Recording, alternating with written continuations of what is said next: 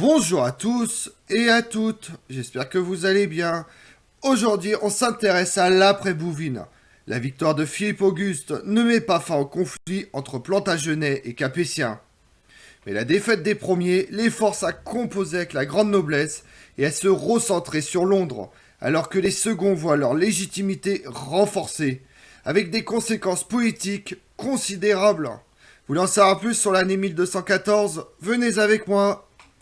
À partir de 1173, le conflit familial quasi permanent entre Henri de Plantagenet et ses fils, puis entre les fils eux-mêmes, profite à Philippe II. En dépit de l'alliance passée à Gisors en 1180 avec le roi d'Angleterre, Philippe Auguste appuie ses fils et force Henri II à reconnaître en 1189 à Azel-Rideau sa suzeraineté sur les domaines continentaux. La victoire de Richard Cœur de Lion à Courcelles en 1198 bloque l'offensive capétienne en Normandie, mais il est tué à Chalus l'année suivante. Le grignotage reprend. En 1200, au Goulet, Jean Santerre concède ses fiefs d'Évreux et d'Issoudun, tandis que Château-Gaillard tombe en 1204, livrant la Normandie. Après la Roche-aux-Moines, il ne reste guère à Jean Santerre que la Guyenne, tandis que son allié Raymond VI de Toulouse, battu à Muret en 1213, perd pied en Occitanie. Philippe Auguste acquiert en outre l'Artois en 1191 à la suite du traité de Bovres de 1185. À la suite de l'union entre Henri II Plantagenet et Aliénor d'Aquitaine en 1154, les Plantagenets contrôlent au début du XIIIe siècle la moitié ouest de la France et l'Angleterre. Roi en 1199, Jean Santerre s'appuie en outre sur son neveu, l'empereur Othon IV de Brunswick, chef du parti des Welfes dans le Saint-Empire romain germanique. Difficile à dire ce qui serait advenu si Philippe Auguste avait perdu à Bouvines. Sans doute aurait-il été placé en difficulté, mais sa position n'aurait pas été forcément catastrophique. La victoire remportée par son fils Louis le Lion à la Roche-aux-Moines dès le 2 juillet lui donnait en effet de sérieux atouts pour négocier face à un Jean Santerre humilié. Ce qui est certain en revanche, c'est que la double victoire de Philippe Auguste marque une borne tant dans l'histoire de France que celle d'Angleterre et même d'Europe.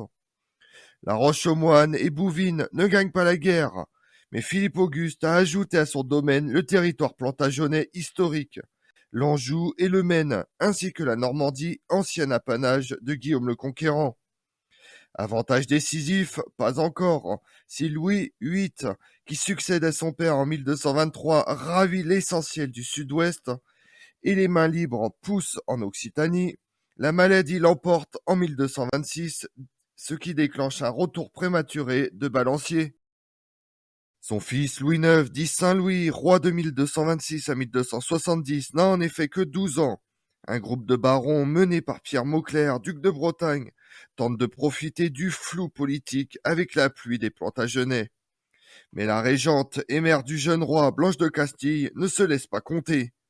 Fille du roi Alfonso VIII de Castille et d'Aliénor d'Angleterre, la fille du roi Henri de Plantagenet et d'Aliénor d'Aquitaine, Blanche de Castille épouse le futur Louis VIII en 1200. Régente en 1226, elle défend son fils Louis IX contre la réaction féodale et les attaques de Londres. Elle exerce une influence politique majeure jusqu'à sa mort en 1252. La rébellion des barons est matée en 1230.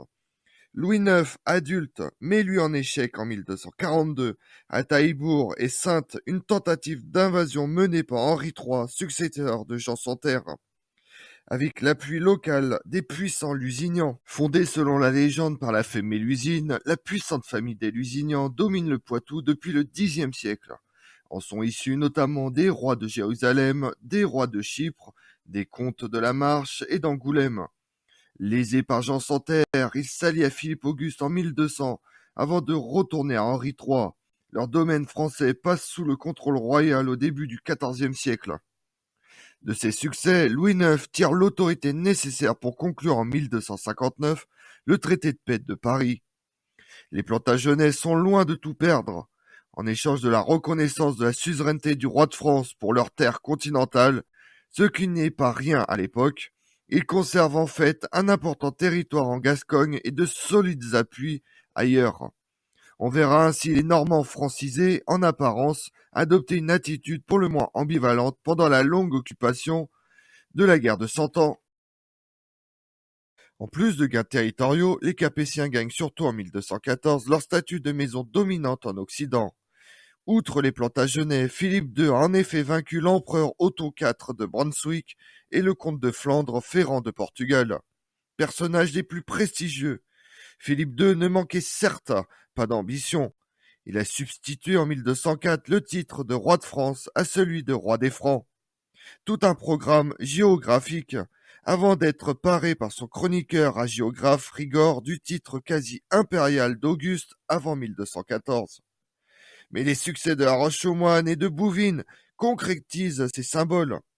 Il légitime, sous couvert de croisade contre les Albigeois, la conquête de l'Occitanie, parachevée dès 1229 par le contrôle du comté de Toulouse, puis la fondation d'une nouvelle lignée angevine aux ambitions méditerranéennes, parée en 1246 des ex-titres plantagenets de comte d'Anjou et du Maine. Charles, frère de Louis IX, va arracher militairement la couronne de Naples et de Sicile en 1268 avec la victoire de Tagliacozzo, le capital de prestige décerné à Bouvines par Dieu lui-même. L'idée forte martelée par la propagande va renforcer ainsi la légitimité intérieure des Capétiens, sur laquelle une série ininterrompue de chefs d'État très capables, Philippe II, Louis VIII, la régente Blanche de Castille, Louis IX, Philippe III le Hardi et enfin Philippe IV le Bel, va s'appuyer pour consolider le pouvoir royal face à la pression féodale. L'année 1214 peut être ainsi considérée comme annonciatrice d'un mouvement de centralisation étatique qui marque de façon indélébile l'histoire politique de la France. Après juillet 1214, la destinée des Plantagenets ressemble à un négatif de celle des Capétiens. Sitôt le roi Jean Santerre rentre à Lyon, les barons se révoltent. L'humiliation de La Roche-aux-Moines n'explique évidemment pas tout. La rébellion est le fruit des frustrations multiples enregistrées par les grands féodaux, écartés d'un pouvoir traditionnellement plus collégial. Les rois saxons et normands s'appuyaient plus ou moins sur des assemblées de conseillers, alors que le style plantagenet, celui de Jean Santerre en tête, apparaît autocratique et arbitraire. La pression fiscale destinée à financer la guerre, exercée tant sur l'Église que sur les grands nobles, n'arrange rien. La première guerre des barons, qui éclate en 1215 quand Jean Santerre, de cour et de force, a concédé le 15 juin près de Windsor un protocole de paix arbitré par l'Église et qui sera appelé plus tard la Grande Charte Magna Carta. Le roi y reconnaît le droit à une protection face à l'arbitraire et admet un contrôle sur la fiscalité. Pour lui, il s'agit surtout de gagner du temps avant de contre-attaquer, ce qui ne manque pas. Mais sa mort prématurée laisse un vide politique d'autant plus béant que son fils Henri III n'a alors que 9 ans. Et le régent n'appartient pas, comme Blanche de Castille pour Louis IX, à la famille régnante. C'est un baron, Guillaume le Maréchal, surnommé le meilleur chevalier du monde, ce qui change tout. Si les seigneurs rebelles sont vaincus en 1217 par le parti royal, Henri III va devoir concéder une nouvelle charte en 1225 afin de lever des fonds nécessaires à la lutte en France.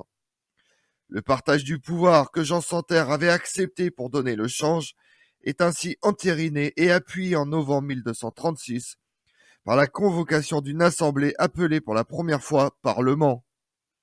Les déboires militaires d'Henri III en France, mais aussi sa tentative de réappropriation du pouvoir avec l'appui de l'impopulaire clan lusignan, aboutissent à un nouveau conflit avec les barons qui dégénère en guerre ouverte de 1264 à 1267. Philippe Auguste, Jean Santerre, le comte de Toulouse, Raymond VI, allié du précédent, l'empereur Otton IV de Brunswick, son rival et successeur Frédéric de Hohenstaufen, partagent un point commun. Ils ont tous fait l'objet d'une excommunication par le pape. Cette multiplication trahit en réalité l'affaiblissement progressif de la papauté. De fait, le Saint-Père ne cesse d'être ballotté entre les intérêts occidentaux rivaux.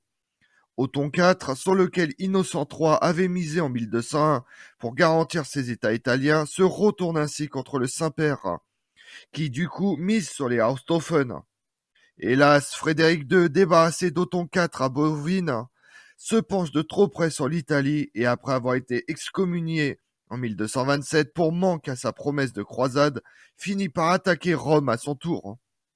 Ces interminables conflits et querelles ruinent en définitive tout retour sérieux en Terre Sainte, obsession des différents papes. Le prince Édouard Plantagenet, roi en 1272, qui a plus d'étoffe que son père, parvient à écraser le chef rebelle Simon de Montfort. Mais le caractère collégial du gouvernement et le Parlement ont déjà force d'institution. Si le pouvoir royal s'en trouve en apparence affaibli, cette particularité remarquablement moderne contribue à associer la couronne au peuple, c'est-à-dire aux élites. Ressort extraordinaire qui va faire de l'Angleterre une puissance militaire redoutable. Symbole majeur d'un recentrage du pouvoir sur Londres, les textes législatifs commencent à être publiés en anglais au détriment du français. Ainsi, la Manche, simple barrière naturelle, devient fossé politique.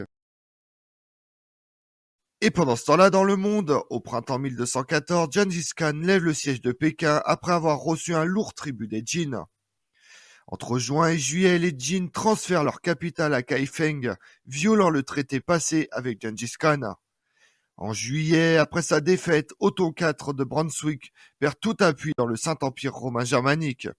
Frédéric II Hohenstaufen, élu roi de Germanie depuis 1212, a les mains libres pour accéder à la couronne impériale. Le 6 octobre 1214, on voit le début du règne d'Henri Ier de Castille, sous la régence de sa mère Aliénor d'Angleterre, puis à sa mort le 31 octobre de sa sœur Bérengère de Castille. Comme on l'a vu, la dynastie capétienne sort renforcée de la bataille et de l'année 1214, tandis que les récentes acquisitions de Philippe Auguste sur Jean Santerre sont consolidées. Contrairement à Jean Santerre, Philippe Auguste est désormais l'arbitre incontesté au-dessus de ses barons. Le retour du roi de France à Paris est triomphal. Je vous remercie d'avoir suivi cette vidéo en ma compagnie. Si vous voulez connaître mes autres vidéos, retrouvez-moi sur ma chaîne YouTube Tout sur l'Histoire avec Damien, mais également sur les réseaux sociaux, Twitter et Instagram, Histoire Damien. Et pensez à liker, commenter et vous abonner. Je vous remercie à tous.